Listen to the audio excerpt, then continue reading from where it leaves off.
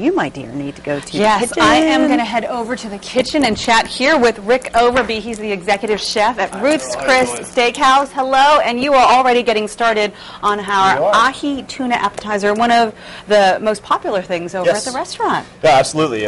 Since its inception in 1965, Ruth's Chris has been a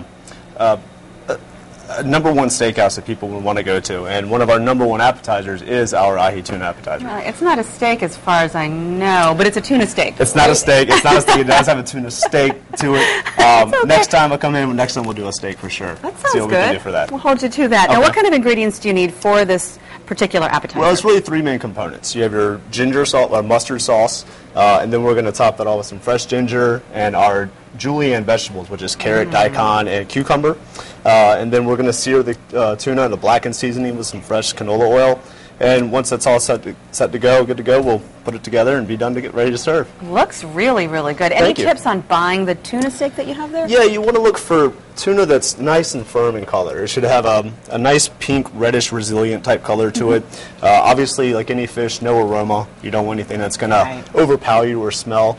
And you want something that's nice and firm in texture. You don't want anything soft, any wet spots, things like that. Very good. I know we're going to start in this first segment working on the sauce. The sauce, for the whole dish. Pardon me, we'll grab a rag real quick. Of course. What we're going to do here is we have 4 items for our sauce. We're going to start off here with our dry mustard, just a Coleman standard dry mustard you can buy at home. You just get that at any grocery store? Any grocery store. What do you look for? You're dry just getting the clumps out. Dry mustard, no wetness to it, so it's nice and dry. All right. You're going to add a little Dijon mustard to that. Oh, okay. So we're going to put that in. So an extra kick with the mustard. An extra little kick. It's a spicy mustard sauce.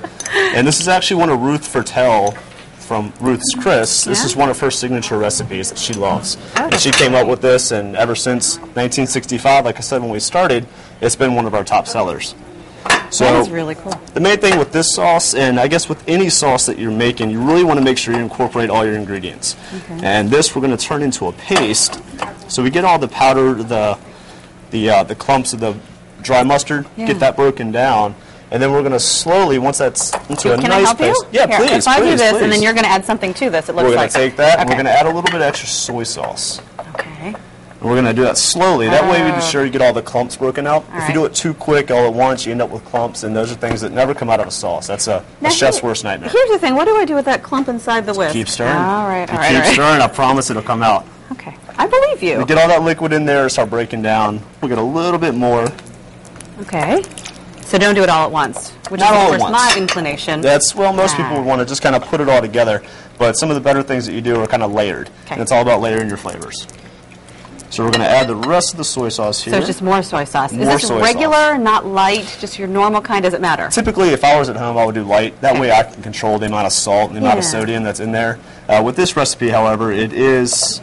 It makes a difference. A full soy sauce with that salt flavor there. So we're going to get all that mixed up nice and neat. Okay, still see the clump. Still see it, so just give it a little shimmy. Okay. Working on that. You got it. You'll get it. Takes a little practice. All right.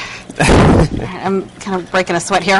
There you go. Okay, help? You like a little help? Okay, let's see what an expert does. Well, let's see. Let's see. You got it started pretty well here. Oh. So we're going to get all that mixed up. And then the secret to this sauce, what gives it a nice little kick and a nice little, almost a carbonation type flavor, is beer. And you can use your favorite beer if you like. Anything at home is perfect. What we do at the restaurant, we use Budweiser, Miller Lite, or possibly Amstel Light. Okay. So if you want to get a little crazy, just depend on your flavor. We'll add some good beer on your Budweiser right here. How much is that? That's not too much. It's not too much. For our restaurant recipe, we use a full beer. Oh, okay. So 1 beer with the sauce. At home, half a beer, 3 ounces is what I have right here to make this amount of sauce. And as you can see, it's quite a bit of sauce. Okay, that smells really, really good. It does. It has a nice mustard beer soy sauce flavor to it. Now this part is done, right? This part is all done. And what will we do in our next segment when we come back into the kitchen? The next segment when we come back, we'll show you how to use our mandolin. I can't wait So we can for use that nice and safe at home so people can wash their fingertips. Okay. So we'll do that nice to get this nice fine cut here. Okay. And then we'll move on to plate presentation and getting the tuna cooked off. Sounds good. Rick, thank you very much. Absolutely, thank you. Sounds good. Love that. And we love this. We're in the kitchen with Rick Overby from Ruth's Chris Steakhouse.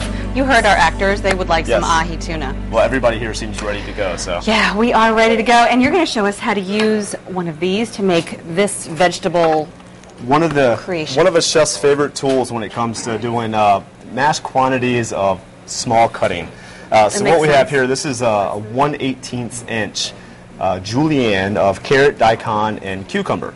Yeah. So what we've done is, not many of them come with a small blade. As you can see, the teeth on them are really small. Right. And they always come with safety devices, but I haven't met a chef yet that likes to use a safety device. Why not? And, You just one thing, they get in the way. You say, They just get in the way. You don't need so, safety. Only thing we do with these, as you can see here, I'm going to do a little bit more just to add to it. So we take our cucumber here, we have carrot and daikon as well, and we're just going to slide down. And we're just going to go straight down until we get down a little bit through the green, close to the seeds. You never want to get down to the seeds because it gets a little bit too wet. Okay. So we'll get these down there, and then we'll switch over here. And as you can see, it comes out really nice and fine. It cuts it on the bias there, then juliennes it for you, all in one cut. So you don't necessarily have to, hurt your fingers, your when knife it comes skills. to knife skills are one. You got to have knife skills. Right. But when you're doing things this small and you're doing so much of it, this is a small batch for us. But when we're doing a big batch, it makes it a lot easier. You save a lot of time with these things. So we'll do the carrot as well. And the carrot's a lot easier than most of the other ones, and it comes out a lot better. It adds a lot of vibrant colors to it, so you get those colors mixed in. And then we'll switch over to the daikon radish, which is Japanese radish, a little bit sweeter than your traditional radish that you would think of at home. Right. But also a little bit more bland, not as potent as that. Oh, and so together they work really well. But together, when you mix the three of them, they really, really complement each other well. Wow. So what we're going to do is we take these vegetables here, and we get them all tossed and mixed, and then we're just going to simply add some rice wine vinegar. And the vinegar is to add just a little bit of acidity, but it also adds sweetness, because the rice wine vinegar's got some nice sugar in it. So that really adds a lot to the flavor, and we'll let that sit and kind of marinate there for a minute. And then in the meantime, I guess while we're doing that, we can get our tuna prepped and ready to go, so we can get that cooked up. And the sauce that we made in the first segment, that's all done. And the sauce is all done. We have it bottled up right here, ready to go. Makes it a little bit easier when it comes to the presentation and kind of getting it on the plate. So does this hang out for a certain amount of time with the rice wine vinegar? This can hang out. You can do this the night before. If you were doing this at your house, you could do this the night before. Easily give yourself enough time the next day to make sure that we have plenty of time to get everything else done. So one of those items that you can easily get done way ahead of time. Let's prep the tuna then. And you were telling me something really interesting about Ruth's Chris and the menus you have on Friday nights. Well, the second Friday of every month, we're doing our wine dinner. We have been, next Friday will actually be our wild game cook-off. So we're doing the wild game, wild boar. We're having some goose breast, a little bit of wild venison strip. So it's a lot of different fun stuff. In November, actually, the second Friday in November is Virginia month. It's November's Virginia Wine Month. So we'll be hosting Virginia wines, Virginia foods as well. So anything local products, we love to get our hands on and kind of do what we can with them. Very good. So the wine dinners are a good outlet for that. Let's prep this. I know we are kind of running out of time, but no problem. You've got right here, what is this? This is our blackened seasoning. Just any type of blackened seasoning you'd find at home would be fine. Just remember that when you're doing with blackened seasoning, the main ingredient in it is salt. And you can find that on the back of your label where all the ingredients are listed. So we're just going to dip the tuna in canola oil. We'll get it coated in our blackened seasoning on all four sides here. We'll leave the two insides alone. All right. Well, we're going to leave you to work on that. And just to remind folks that you guys are at Town Center. We are. Which is next to the Funny Bone. Next and to Funny here Bone. Good first show. We have a guest from the Funny Bone here this weekend. In the kitchen with Rick Overby, executive chef at Ruth's Chris Steakhouse in Virginia Beach. We're making one of the restaurant's great appetizers, ahi tuna with Asian vegetables and a spicy mustard sauce. Everything is done except for the tuna. Except for the tuna. One of my favorites as well to add. So what we're going to do here to get this started, to our cast iron skillet, the reason we use a cast iron skillet, one, it holds the heat really well, and two, it distributes it evenly. So you don't get any big hot spots or things like that where you're going to burn up your food real quick. So we're just going to take a nice little bit of canola oil. We've had this pan on medium high really hot, for about 20-30 minutes almost. So we want to get it really nice and hot. And if you're doing this at home, make sure you have a nice ventilation system to really get that smoke up. My dad made the mistake when I was a kid of doing that once, and the whole house filled with smoke. Oh no. So we'll take the tuna. We got it seasoned and coated in our seasoning in oil. We're going to get that on. And it's really quick, especially if you're doing this at home. It's 10-15 seconds on either side. You're going to get that seared on the 4 outer perimeter sides. So do it on each of the sides. Each of the sides. I would just be so afraid of burning it, but I guess that's why you have to Well, really that's be on part top of it. what you really want to do is you really want to get a nice crust on it. So you really want that high heat. It's not going to burn so much. It's really adding this nice flavor. You're taking those seasonings and just kind of cooking them in. And with that oil in there, it prevents the seasonings from really burning. It kind of gets them more just kind of cooked through. Okay. And as you can see, it just kind of goldens up nicely. And then will the inside be pink? The I guess inside there's a worry pink. about It the is raw very rare. part. Oh, very rare. It's no worse than going to your sushi place and having your favorite sushi. It's actually just a little bit better because it's cooked on either sides. So we'll take this, we'll let this rest just for 1 second. No, you didn't get all sides. These two are not No, the done. two ends we do because we're going to slice it straight down anyway. So we might as well leave it there for presentation. So I'll just come through, wipe up my mess here. That way that stuff doesn't burn into your pan. Oh, okay. Set this to the side. We don't need that anymore. And that's then done. That's done. The cooking is all done. So we'll take our presentation part. We're going to take some of our the Asian vegetables that we did, little daikon, cucumber, and carrot. We'll plate those up. We'll get those nice and piled up there. Very, very nice. And that is again?